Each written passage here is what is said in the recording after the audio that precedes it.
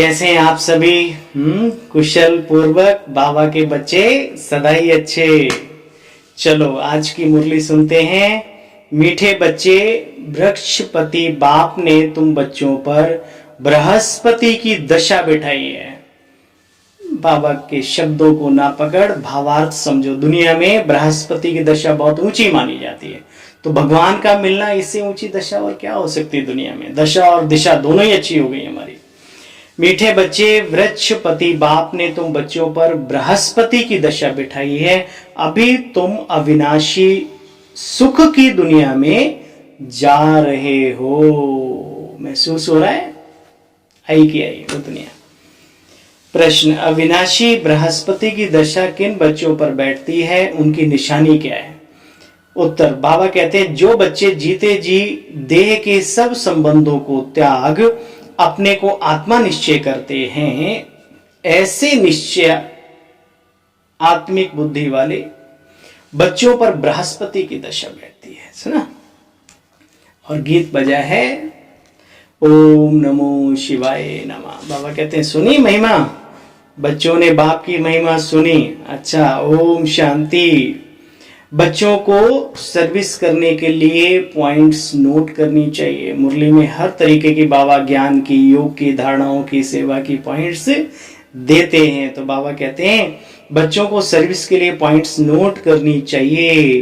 प्रदर्शनी में यह मुख्य पॉइंट्स समझाने की हैं, क्योंकि मनुष्य तो कुछ जानते नहीं। बाबा कहते हैं मैं कल्प के संगम युगे आता हूं, तुम बच्चों को मनुष्य से देवता बनाने। लिखा हुआ है मानुखते कि ये देवता करत न लागी वार। लेकिन कब, किसने, कैसे बनाया मनुष्यों को देवता, ये सिर्फ हम जानते हैं, क्योंकि हम वैसा बनने का पुरुषार्थ कर रहे हैं। चलो भाई, बाबा कहते तुम बच्चों को, बाप कहते हैं मामे कम याद करो और सब देह के धर्म त्यागो, क्योंकि ये सब बड़े दुखदाई हैं, बहुत दुख देने वाले। हम सभी का अनुभव भी है, लेकिन क्या है, संस्कार पड़े हैं ना, अभी उनको चेक करना है और चेंज करना है, बाबा की तरफ ले जाना है मन बुद्धि को। अगर बच्चे कम याद करते होंगे तो कट कम निकलेगी और खुशी भी कम होगी, और फिर क्या कम हो जाएगा, भविष्य में पद भी कम हो जाएगा। तो फायदे का काम करना है, घाटे का क्यों करें। तुम बच्चों को कितनी खुशी होनी चाहिए। हमारे ऊपर बृहस्पति की दशा बैठी है, हमको वृक्षपति बाप पढ़ा रहे हैं।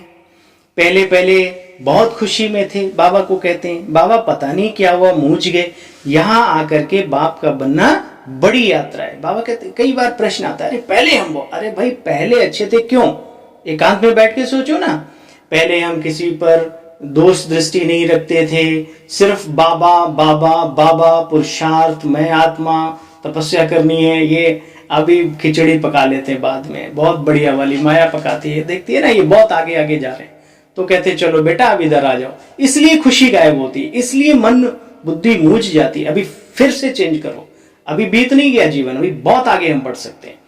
फिर वही जज्बा, वही सब। यहाँ देखो बच्चे, देलवाड़ा मंदिर में जाओ तो ऊपर में स्वर्ग लगा हुआ है, नीचे तपस्या कर रहे हैं, बाबा का अनुभव ही रहता है। बाबा को तो सब पता था ना। तो हर एक को अपनी अवस्था चेक करनी चाहिए। सोचो अगर इस समय शरीर छोड़ दें तो हम क्या पद पाएंगे।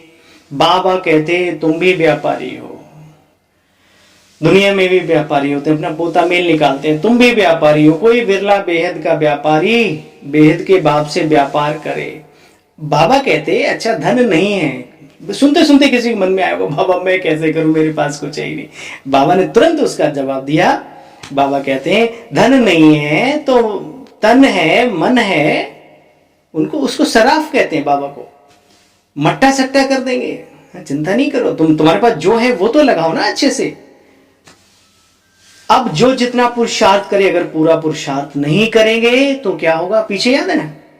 अभी एक बात और बाबा ने ऐड की, धम चक्कर मचाएंगे, अपना पद अपने आप ही भ्रष्ट कर लेते हैं। अभी संगम पर ही बहुत अच्छे दिलों पर चढ़े होते हैं, बड़े भी देख करके वाह वाह वाह रतन दिए बाबा शुक्रिया, लेकिन उनकी कहानी देखो, जैसे पुरुषार्थ डाउन हुआ बस धम चक्कर मचाना शुरू।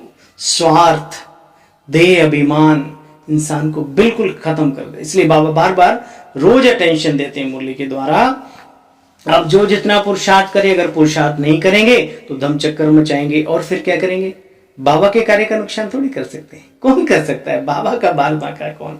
बाबा के कार्य का कोई बाल बांका नहीं कर सकता, अपना ही पद भ्रष्ट करेंगे। अच्छा, फिर बाबा ने कहा निश्चय बुद्धि बनना है और अपना कल्याण करना है। बाबा का वरदान, पहली श्रीमत पर विशेष अटेंशन दे, फाउंडेशन को मजबूत बनाने वाले सहज योगी भव। ये वरदानी बाबा का आज का वरदान है। डिटेल है, बाप दादा की नंबर 1 श्रीमत है अपने को आत्मा समझ, बाबा को याद करना। ठीक है, हाँ। यदि आत्मा के बजाय अपने को साधारण शरीरधारी समझते हो तो बाप की याद टिक नहीं सकती। वैसे भी दो चीजों को जब जोड़ा जाता है तो पहले समान बनाया जाता है। ऐसे ही आत्मा समझकर याद करो तो बाप की याद सहज हो जाएगी। श्रीमत ही मुख्य फाउंडेशन है। इस बात पर बार बार अटेंशन दो तो बच्चे सहज योगी बन जाएंगे। योग में कोई कठिनाई नहीं होगी। स्लोगन है आज का, कर्म आत्मा का दर्शन कराने वाला दर्पण है। आप कितने अंदर से मतलब ऊर्जावान हैं, साफ हैं, स्वच्छ हैं, वो आपके कर्मों से दिखता है, शब्दों से नहीं। सोच और एक्टिविटी से, चाल चलन से। कहते मनुष्य की पहचान करनी हो उसके इर्द गिर्द रहने वालों से करो। कितना प्यार देता है, कितना स्नेह देता है, कितना स्वच्छता से चलता है। तो बाबा ने कहा कर्म आत्मा का दर्शन कराने वाला दर्पण है, इसलिए कर्म द्वारा शक्ति स्वरूप को प्रत्यक्ष करो। अच्छा भाई, ओम शांति। सभी बाबा के रत्नों को और हमारे मीठे मीठे बहनों को, भाइयों को, बुजुर्गों को और प्यारे प्यारे बच्चों को ओम शांति।